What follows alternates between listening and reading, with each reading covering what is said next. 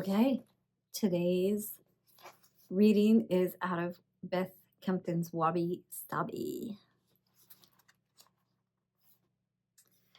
You could spend a lifetime in the company of Japanese people and never hear the words Wabi Sabi spoken out loud. If you open the most authoritative Japanese dictionary available today, Wabi Sabi is nowhere to be found. There are long entries for the individual words wabi and sabi, but none for the combined term. It does exist in the spoken language, and there are a small number of books in Japanese about it, but generally it lives in the hearts and minds rather than on paper.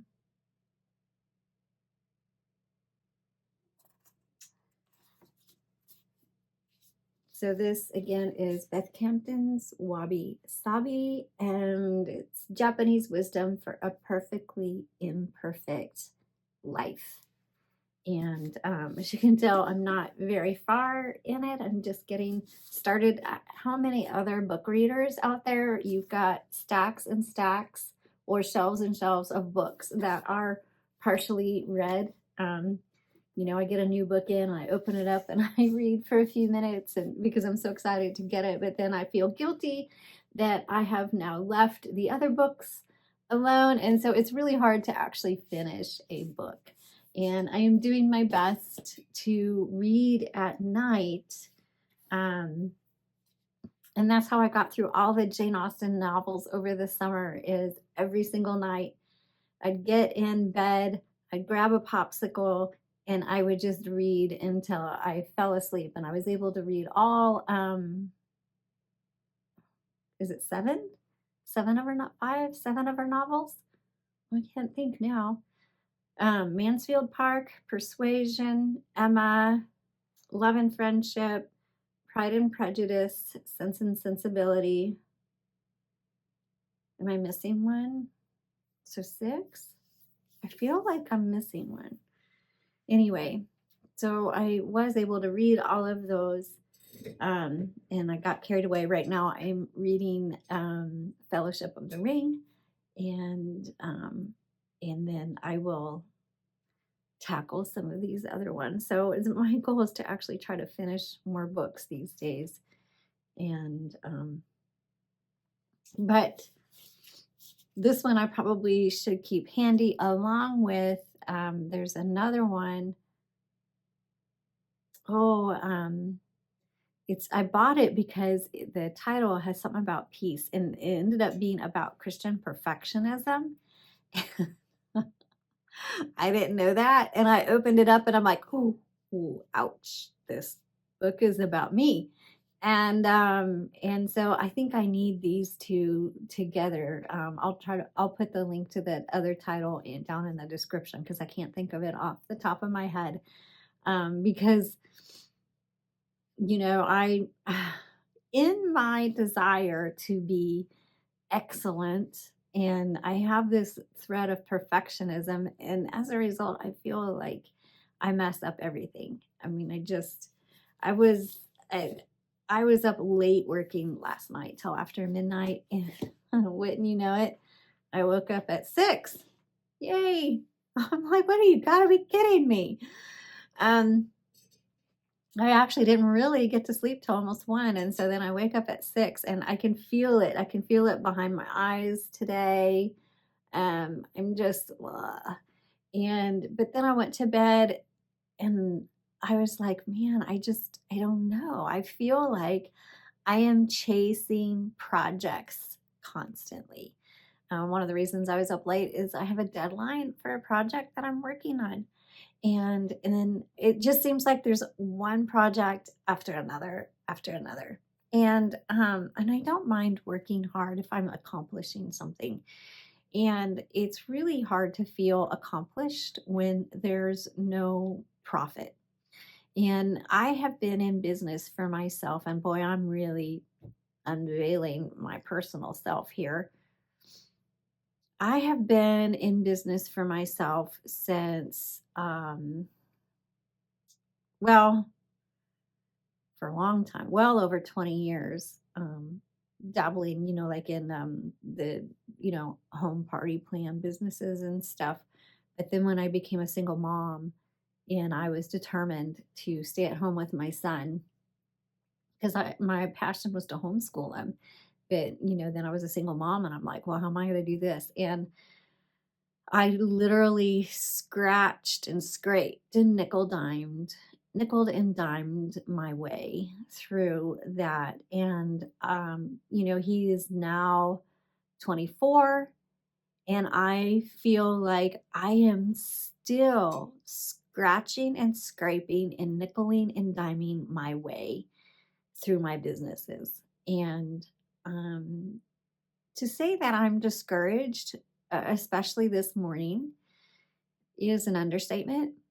I work really, really hard. And when people see the work that I do 100% across the board, and I'm not saying this to glorify myself at all. If anything, it's to glorify the work that the Father is doing in me. But they all just are like, this is excellent work. And I'm like, I know. And I'm not saying that because I'm arrogant or something. It's just because that's who I am, and that's who the God I serve. I do the best I can to produce amazing work, and I can't make a profit. And I just keep thinking, well, let me try another project. Let me try another project. Let me try another project. And no matter what business I have done or project I've worked on, I just barely, people are like, oh, you did a great job, but nobody wants it. And and I think I mentioned yesterday I'm not good at marketing.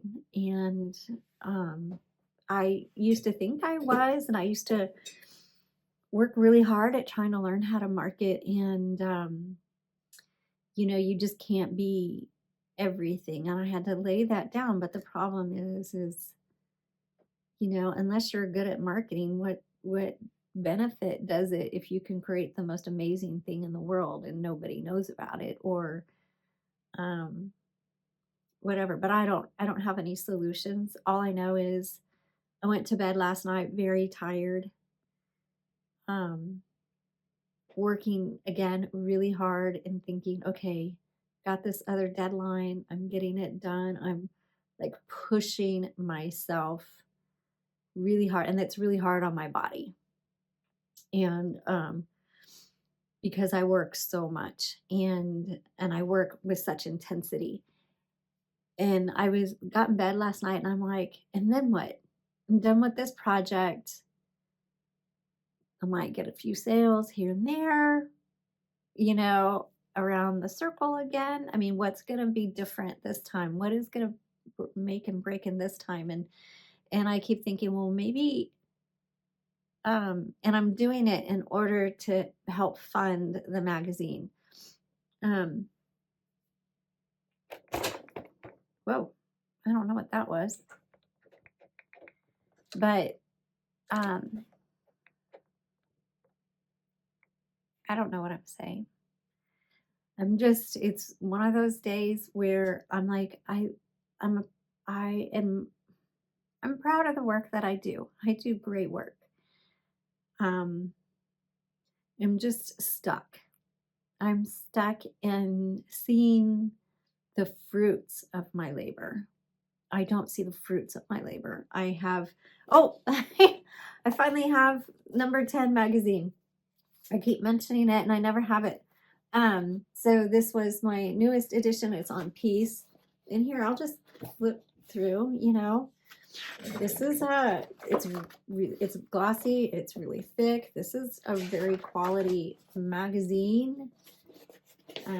It's beautiful, it's well written.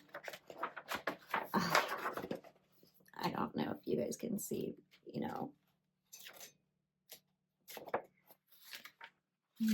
I don't know. I mean, I think you guys get the idea. Peace offerings. That was a really good article. That's about reconciliation. Oh, I did. This is a good one. I did. If you guys are on YouTube, which you are if you're watching this, This is Steve Rees. He's a harpist, and I found him on YouTube. I've been listening to him for years, and so I called and reached out to him and asked if I could interview him. Um, his YouTube channel is called Paragarnati. I think I'm saying that right. I'm not sure. And so this title is Calming the Chaos, and it's about, you know, the impact that harp music, especially at a certain frequency, has physically on us, and how it calms us. It's very interesting. So if you love harp music and if you want harp music that is really calming to your soul, I encourage you to go check out him. I'll put again his channel below. So I didn't want this video to be a poor as me. Anyway. Oh, and that was an amazing artist. Out of Colorado, I was interviewing her as well. But I was just sharing what I'm, you know, woke up and thinking about, struggling about this morning. So if you have ever felt that way, that you have, you know, worked really, really hard and you just wonder where the fruit is, you know, let me know. I would love to know that I'm like not the only one. So, okay, I'll talk to you tomorrow. Bye.